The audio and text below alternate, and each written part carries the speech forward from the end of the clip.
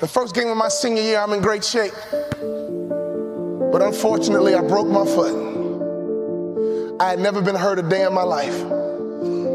My very first game, I broke my foot. I threw me a pity party. My trainer came to me and says, Walter, we can get you back for the Big Ten season. We can get you back, son. We can get you right back in 5 weeks. I said, Roger, when I come out of surgery, I want you to take me to the stationary bike, put me on the bike and take my cast to the pedal. But Walter, when you come out of surgery, you're going to be on morphine and you won't feel like it. Go back and rest. I said, Roger, I don't have time to rest. Can you do that favor for me?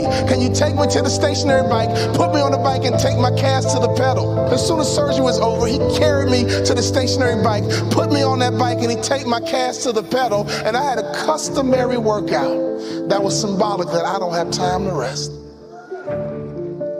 I had tears in my eyes as I pedaled that bike, and I thought to myself, I can't quit. I can't give up. I came back in 6 weeks. We playing against Ohio State Buckeyes on national TV. They had a guy named Jimmy Jackson at that time.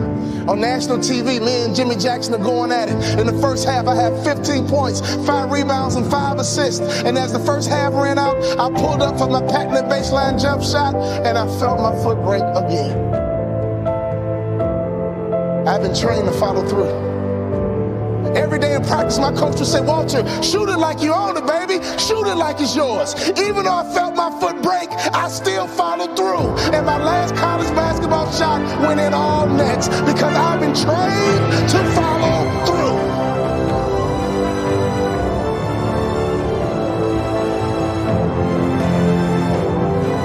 You have to be disciplined every single day and train yourself to follow through on all your fundamentals, and that's how you're going to be successful. You have to do it when you don't feel like it. You have to do it when you feel discouraged. You have to do it when you don't feel healthy. You have to do it when you're under the weather. Every single day, you have to train yourself to focus and commit to your business and follow through.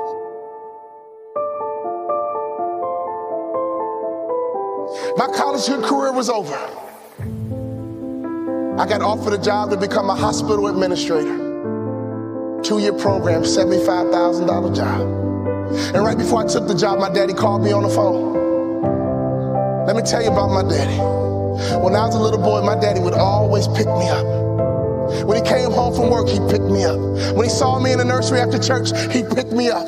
No matter how long he worked, no matter how tired he was, my daddy would always pick me up. So when I had my kids, I would always pick up my kids. When I got home, sometimes I was tired. They have a bottle in one hand, and they just lifted up the other hand, and they knew what daddy was supposed to do. My job was to pick them up.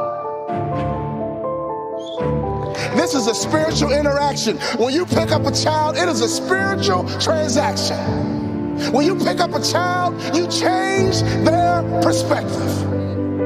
When you pick up a child, all of a sudden they can see the world the way you see it. I don't care what your children have done. There is nothing they can do for you to stop picking them up. Well, my daughter's a drug addict. I don't care. Pick her up. My son messes up. I don't care. Pick him up. I don't care. You pick them up. That is your job, mama. That is your job, daddy. That is your job, grandma. That is your job, granddad.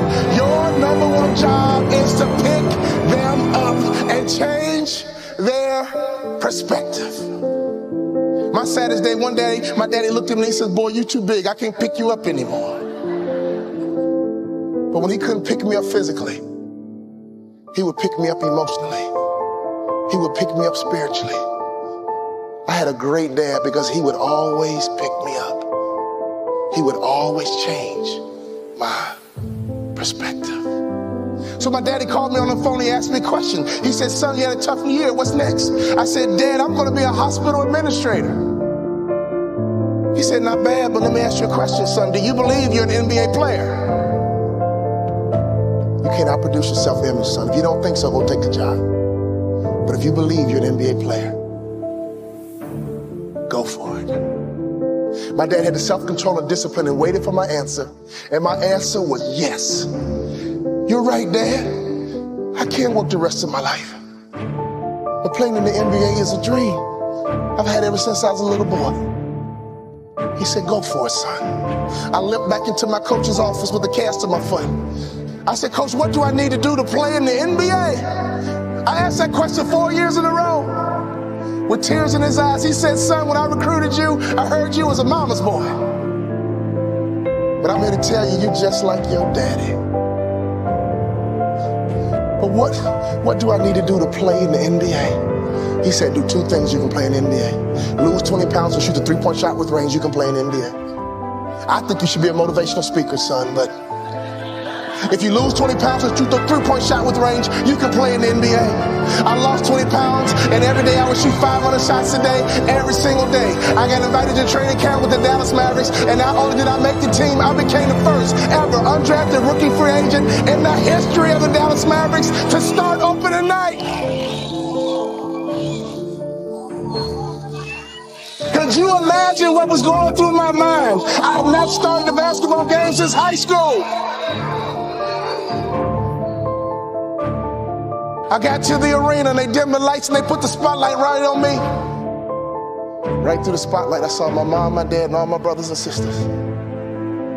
They surprised me at the game. Then I saw my dad. I just pumped my fist. And he pumped his fist. And tears streamed down my face. Thank you for all those timeouts. Thank you for making sure I was always home when the streetlights came on. Thank you for making sure I could always hear your voice. Thank you for always changing my perspective.